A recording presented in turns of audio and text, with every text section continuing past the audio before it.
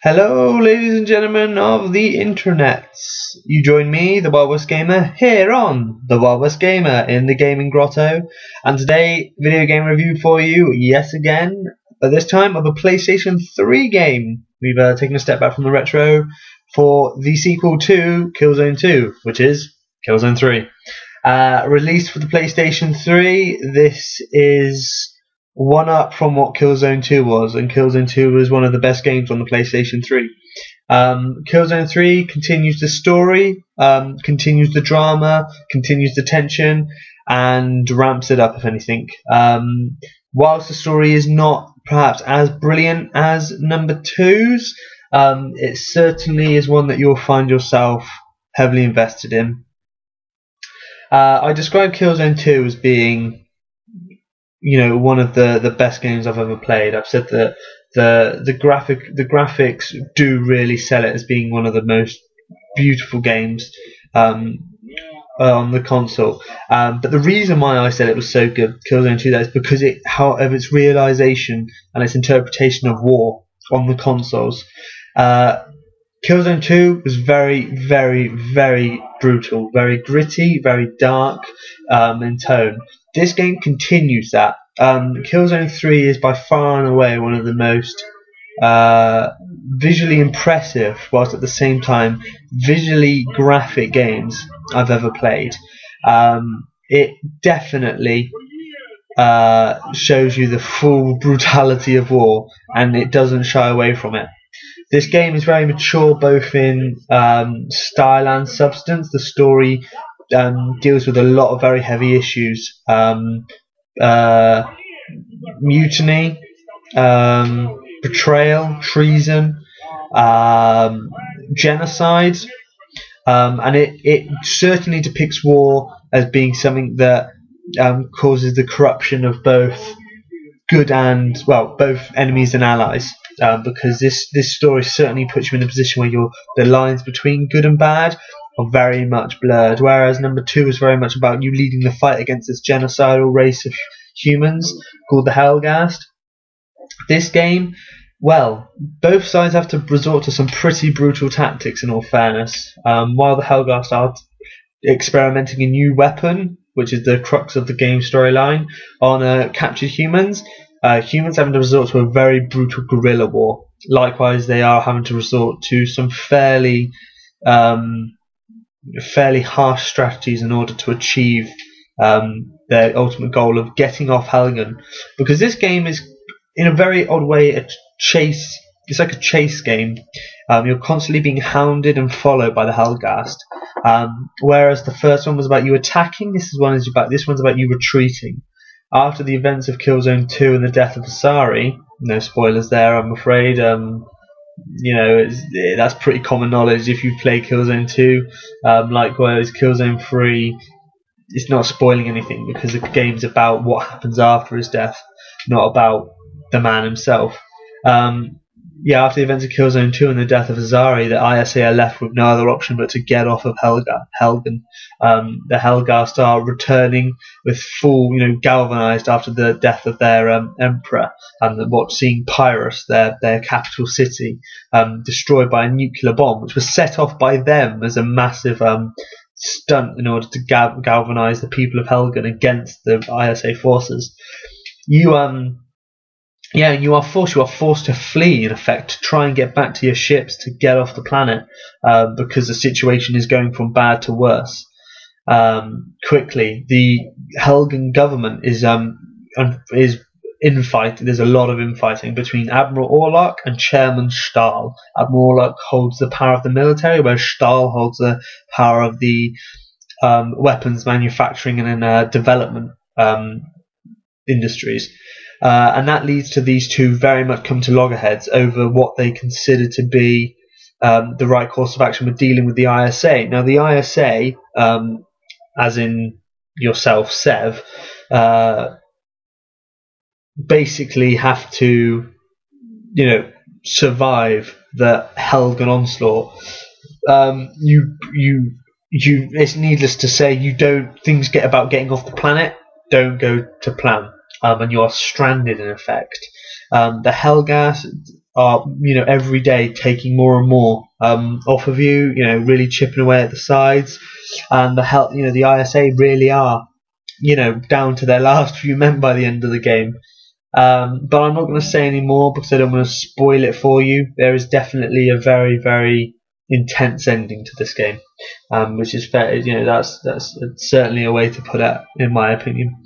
And I'm very excited to see how Killzone Shadowfall, which was announced for the PS4 reveal, I'm very interested to see how it deals with the repercussions of the events in Killzone 3, and I'm hoping that Sev makes a return. Certainly as an older man, of course, because this Killzone Shadowfall apparently set 40 years or something after the events. Hoping Sev's in it still. Would like to see him and how he feels for his actions. But yeah, so Killzone 3. Well, Killzone 3 I describe as being like the Stalingrad of the Killzone series. It's brutal, it's harsh, it's dangerous, it's deadly, it's everything that war, when it comes to a loggerhead, is about. This war is about chaos. Like I said, the ISA, which were on the attack, are now on the retreat. Men are getting cut off, lines are getting broken. No one knows what's going on. Likewise, the ISA, there were two forces within the Helghast within the Helghast. There were two forces vying for control, saying that this is what they want, that's what they want, they should do this, they should do that. All out civil war was almost breaking out between the Helghast, whilst they're trying to get the remaining ISA. This does mimic in a way the struggle at Stalingrad. Like I said, the first game very much mirrored the World War II, and the sort of the overarching themes, as well as some of the sort of the way that the story progresses. With this one's like Stalingrad in the way that, of course, anyone knows their history knows that the generals were pushing for a full retreat from Stalingrad, while as Hitler was pushing for a continued attack. Everyone knows that the Russians were down and were almost down and out. They were really hounded and brutalized. It was only the changing conditions of the weather that led them to be able to launch a successful counterattack. This is how this game feels. It doesn't mirror those same points in the story I explained, given a bit of history, but it's the way, the themes, the way that you are essentially Pyrrhus City is where the majority of the game takes place. There are some missions outside of that, but Pyrrhus has been devastated, and so a lot of the game feels sort of in the same way. Sort of the rest of the game mirrors that sort of destroyed feeling. The way that Pyrrhus has been sacrificed, this main capital of Helghast, and after that everything is just as brutal. You go from Pyrrhus to the jungles, where the jungles are just as harsh and it's just as hard to survive. You've gone from this, this city of spikes, spiked and molten steel, to this jungle of spiked and incredibly hostile creatures. There are these spiders and insects and all sorts, really horrible creatures for a planet which is essentially hell. After that, you're in this junkyard again, really destroyed and ravaged by war. The relics of previous, conflicts of the Helghast there. And then after that, I don't want to try and spoil it too much for you, but essentially this game is about the devastation of war, what war does to a planet. Everything about this game is, brutal and hard. No one makes it through this war unscarred. Even Sev, you see in the game of splits in time. The first part of the game is set when, just after Killzone 2. The next part is 6 months later. And they look bad. The ISA are really suffering. Their exposure to the Helghast climate and atmosphere is starting to affect them. The diet of eating these vile creatures on Helghan is starting to affect them as well. And just everything, just the fact that they are separated from the rest of their forces. They've been stranded, and their Earth command has no real option, has no way to get to them. They are simply telling them, surrender to the Helghast, when everyone knows in full right the Helghast will execute them on sight. So you feel the pressure of this all through the game. You feel the intensity and the heaviness that weighs on your shoulder. You know, you are trying to simply survive when an entire world wants you dead. The combat mirrors this in its way that everything is so really everything makes you feel the power and the impact. Every shot, shudders. Every bullet, that hits the ground, bounces and rattles. Every knife kill, really, drives home how violent war has to be in order to succeed. And yeah, it really, nothing is nice about this game. In fact, it's probably more brutal than the last one. The characters are interesting. Captain Narvel is you see him starting to sort of doubt himself, or perhaps put too much faith in doing the right thing and what he thinks is the best thing to do, when in actual fact it's Sev who innovates and changes up tactics, is the one that says, no, stop, we need to do it like this now, what we're doing is getting us killed. Rico kind of matures actually through this game. Well, he does. He proves himself to still be capable of some massive dickishness near the end, but he's a dick at the beginning, and then he gets a bit better when he has to take charge and look after his men. He does rescue you, which is quite cool. You're like, yeah, okay, thank you, Rico, but you don't have to stay in his favour too long, because like I say, he pulls out the the dickheadishness from his back pocket clearly, and manages to make a good ass of himself yet again. I don't think it's even actually any of his actions. I think it's just what he says. Yeah, he's just a real tool. But yeah, this game is the multiplayer. That's right. The Killzone 2 was a very, very good game, but the multiplayer let it down a lot. Killzone 3 is a very, very good single player game, but the multiplayer is certainly improved. It's interesting, it's fun, it's very much a reflection of the single player campaign where you play as ISA versus Helghan. You have classes in this. You did in the first one, but it was rather bland and boring. This one, each class contributes significantly to gameplay. Medics, you can upgrade as you complete challenges, like not challenge, like proper real challenge, like as your performance, based on your performance in each match gains you experience, which you then get to spend on upgrades specific to your class. For medics, which I'm going to use because I like playing as a medic, you get faster regeneration for you, because you have this medic's gun. It increases by, first of all, just reviving guys, then it revives them with more health, then it revives them with more health and ammo, significantly. So there's definitely, and this of course means that every time you see a guy downed, because no one dies straight out unless they're hit by a rocket, I think, or melee killed, they'll just go down in a wounded state where they have the choice to wait it out for a medic, or they just commit suicide. You still get points for downing someone, so don't think that means you've got to make sure you finish someone off. So you can, and that is very satisfying to pump rounds into a dead, like a body lying wounded on the floor. Brutal, but satisfying. Yeah, when you're an medic, that you can pick people up and get them back into the fight, but stronger than before, so they can hopefully get their vengeance. That gains you experience as a medic. That's what you're meant to do. Also, as a medic, you get a drone that follows you around, that protects you, and I think that's what you upgrade.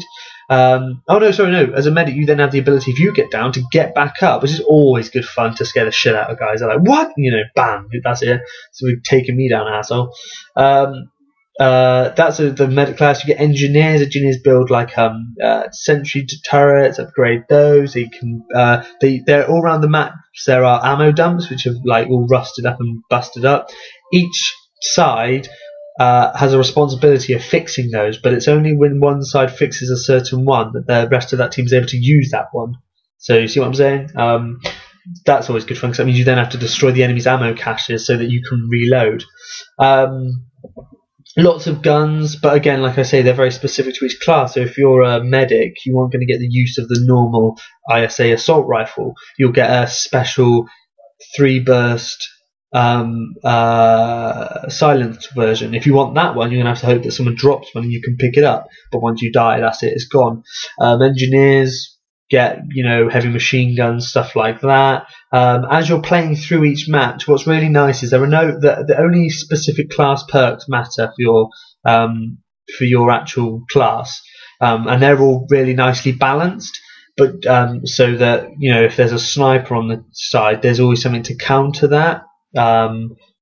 There's always something to counter a sniper, and everyone seems to always play different classes, so it's really nice. You seem to always have the full component,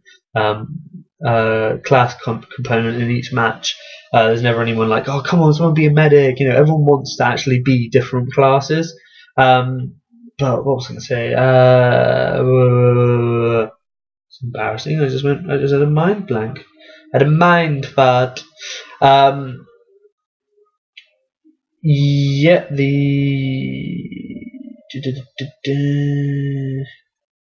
me say, like I say, complete mind fart. That's rather unusual, isn't it? Got it. Thank you for reminding me. During actual individual matches, when you're fighting, depending upon your skill and your ability, like, you know, how well you're doing, you'll actually get bonuses in match. You'll get these like, they're like ribbons, and they'll be like for they'll increase your rate of fire, they'll increase your reload ability, they'll increase your damage. Now what's really nice is these actually have an effect on the way things happen in game.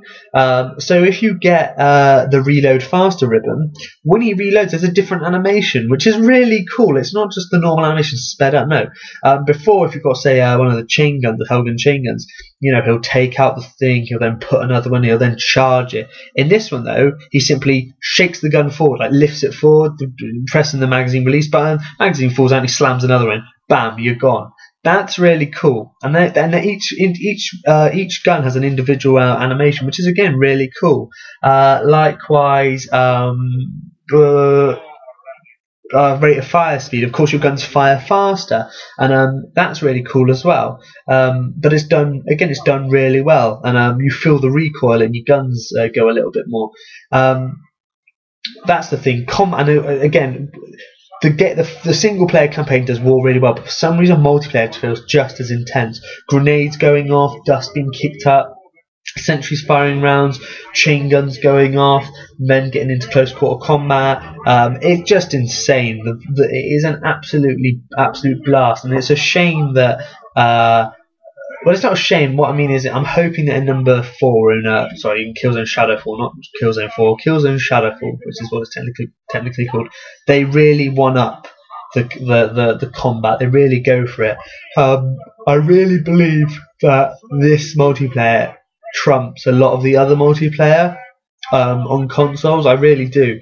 I think that a lot of other games, as much as they try to balance stuff, unfortunately fail at it, and there is always one type of setup. And I do look at Call of Duty, unfortunately, there is always one specific set of perks which dump on everyone. And I'm looking at, you know, rapid sprint, double shotguns on Modern Warfare 2. You know that one? That pissed me off, and that ruined multiplayer for me. So once the word got around that's how to win, that's everyone was doing that. This game though, because everything has been so balanced so finely, the simplicity of it, it really makes the game more fulfilling. And I have really gone through this game playing it as much as I can, trying to get all my classes, you know, maxed out. But what's really nice is you don't really bother, because you still find that one class you really like playing. And like I said, medics are fun to play in this game. They get some good guns, they get some good weapons, they get some good abilities. And likewise, everything you do related to your class, when you use a class ability, gains you XP. So for fixing an ammo dump, gives you XP. For building a sentry turret, XP. So that's really nice. So it's like, there are ways to compensate for classes that don't technically need to get into a combat as much, though you normally will. But medics, you know, you don't really consider them being at the front line, gunning and running. You know, this one, don't have to be. Pick up guys, it's worth more XP. Seriously, it's really good like that. So yeah, Killzone 3. It is a game that deserves to have more said about it. It certainly gets referenced as being one of the best looking games. The single player is really fulfilling and really enjoyable. I will restart it and play it over and over again. Seriously, I really enjoy it. Really cool little bit. You get to at the beginning. You start wearing Helghan armor. Yeah, you play as a Helghan, or do you? Ooh, I'm not going to give away what happens there, but it's really cool. So you sort of get a brief part where you see through the eyes of the enemy. But you can see behind me now, you're in space. You have space combat. That's awesome. You don't fly technically. You're shooting, but that's still cool. It's done really well. You power the mechs again. You play in the mechs. You're also in it. There's a lot of driving sections in this where you're not actually driving, but you're doing the shooting. Now, normally on rail sections get a lot of flack, but actually in this game it's done really well because it's so much fun. As you're firing off guns, you can see the ammo and the chains cycling through. Details in this game are really key. You really get a good sense of, everything working how it would do. You can carry more weapons in this game, and the recoil has been dumbed down, as well as the sensitivity. I did mention this in the Killzone 2 one. In this one, you can carry a special weapon, a standard weapon, and a pistol. Likewise, there is no more need to pull out your knife to actually use it. When you melee. When you come in close, you have a choice. If you really hold down the melee button, you do a brutal kill, new mode, and that's when you'll see your knife get pulled and you'll slash into the eye or slice a throat or gouge eyes or some horrific crap like that. It really makes you go, oh, Jesus Christ. Sensitivity, there's less. It's not as floaty as it felt before. The weight in Shevchenko's movements has been removed, so now it feels a lot more like your normal first-person shooters, but again, because when you vault over stuff, when you climb up stuff, when you look down, because you can still see his feet, when you see his hands move, when you see the intricacies of how they made it feel like you are actually, you are really there doing this stuff. It's not just a floating camera with a gun.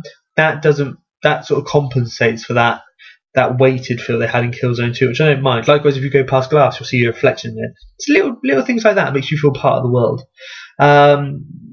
Really good effects, good water effects, good lighting effects, nice animation. Like I said before, the animation in this again is really, really good. Some really good animation and really good AI. The enemy will really seek to give you a hard time. They do not like letting you get too cocky and big for your boots. So yeah, Killzone 3. It is a really good game, really good fun. Oh, and there's jetpacks as well in this. Everyone loves jetpacks, right? There's jetpacks in this. Really good game. I like Killzone 2 a little bit more, just because that was the first. Like I said, I gave my reason in the last review. But this one, equally a special place in my heart, just because. It's not Killzone 2. I think the storyline perhaps loses something, but I think it suffers from the fact that Vasari is not in the entire thing.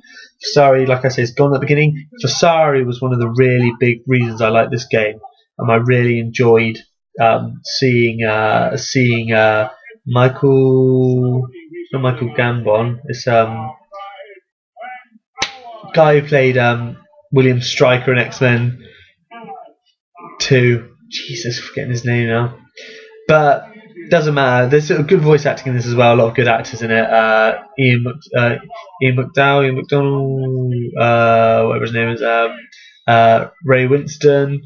And yeah, really good character performances. Stuff that really, is really, the character performances during the cutscenes really do play well. While Killzone 2 had much more intimidating characters like Radek and Vasari himself, this one still just as good, and you see perhaps more of a human side to the Helghast, and understand more of their motivations.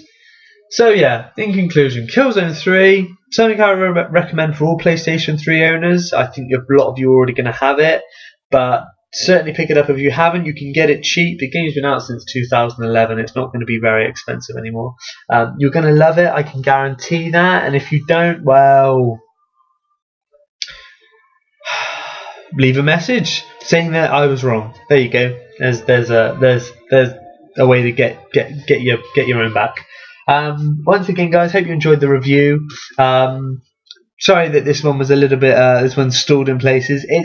it's a good game. I like it. It's just the thing is, because Killzone 2 is the first one, there's a lot more to talk about, and this one does have quite a few elements which are quite similar to Killzone 2.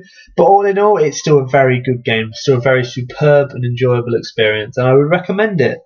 So, like I said, all you PlayStation 3 owners, I would recommend getting it. If you don't have a PlayStation 3, well, you can't do much about it, can you? And if you're thinking of getting a PlayStation 3, I'd say this is one of the reasons for getting a PlayStation 3.